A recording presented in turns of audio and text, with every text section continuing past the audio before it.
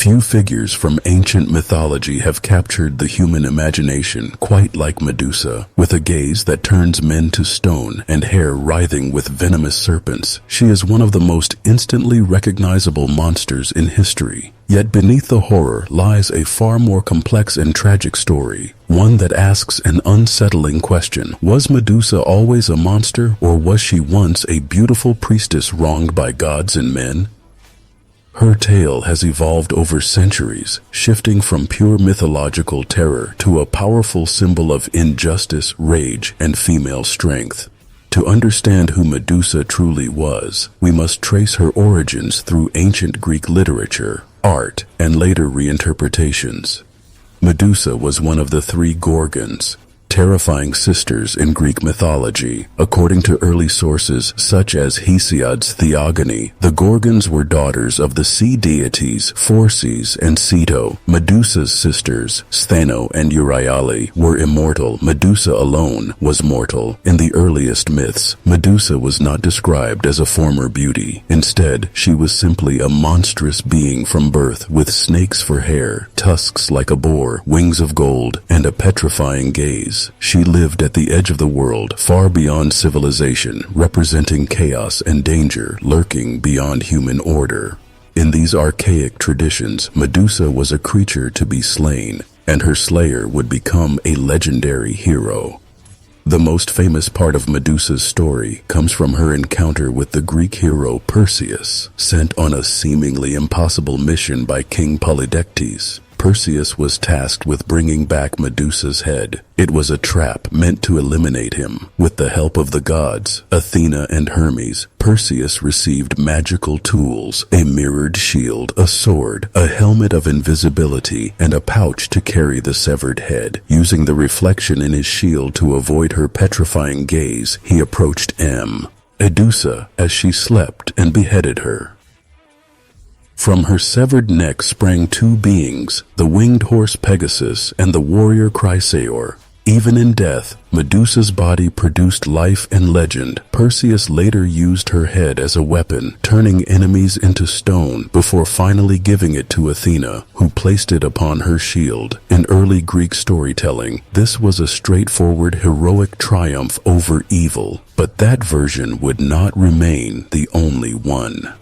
Centuries later, the Roman poet Ovid reshaped Medusa's narrative in his epic poem Metamorphoses. In this version, Medusa was not born a monster. She was once a beautiful maiden and a devoted priestess of Athena. Ovid describes her as extraordinarily lovely, particularly admired for her stunning hair. But tragedy struck when Poseidon, god of the sea, desired her. In Athena's temple, Poseidon violated Medusa. Instead of punishing Poseidon, Athena turned her wrath upon Medusa. The goddess transformed her beautiful hair into snakes and cursed her with a gaze that turned all who looked at her into stone.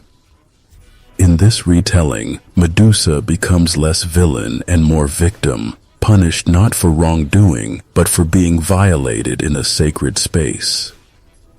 This shift dramatically alters how we view her. Is she a monster born of chaos, or a woman betrayed by divine injustice?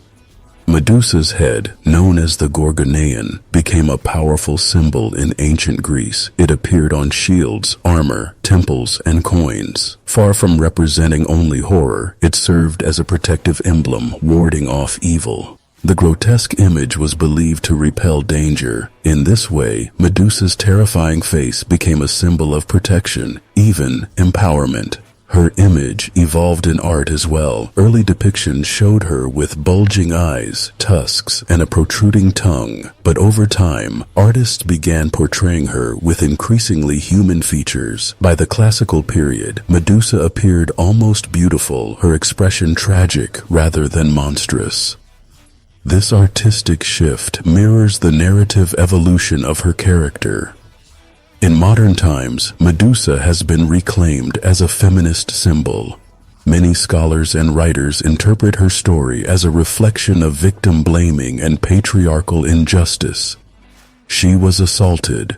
She was punished. She was hunted. She was killed. Her severed head was weaponized, From this perspective, Medusa embodies suppressed rage, a woman whose trauma turned into destructive power. Her petrifying gaze can be seen not as evil, but as a defense mechanism, a way to ensure no one could harm her again. Modern literature and art often portray her not as hideous, but as strikingly beautiful, strong, and wronged. Sculptures, paintings, and even fashion campaigns have reframed her image into one of resilience. The question becomes not, how was she defeated, but why was she punished at all? Beyond feminism, Medusa's story has inspired psychological analysis. Sigmund Freud famously interpreted the Medusa myth as a symbol of male fear, particularly fear of female power and sexuality. Her snakes have been read as symbols of danger and forbidden desire. Her gaze, paralyzing and deadly, represents the power to immobilize. Whether or not one agrees with Freud, it is undeniable that Medusa's myth taps into deep psychological archetypes: beauty transformed into horror, desire leading to destruction, innocence corrupted by power. She is both attraction and terror combined. Medusa remains one of the most enduring figures in mythology. She appears in films, books, video games, and fashion branding. The Italian fashion house Versace famously uses her head as its logo, symbolizing beauty, allure, and fatal attraction. In popular fantasy stories, she often appears as a villain, a snake-haired creature lurking in dark caves. Yet increasingly, modern retellings give her voice and perspective. Novels and poems reimagine her inner thoughts. Artists sculpt her not as slain, but victorious. Some even depict her holding Perseus's severed head, reversing the power dynamic. This evolution shows how myths are not static. They reflect the values and concerns of each generation. So was Medusa a beautiful priestess or a snake-haired monster? The answer depends on which source we trust and what themes we choose to emphasize. In early Greek tradition, she was unquestionably monstrous from birth. In Ovid's Roman retelling, she was tragically transformed.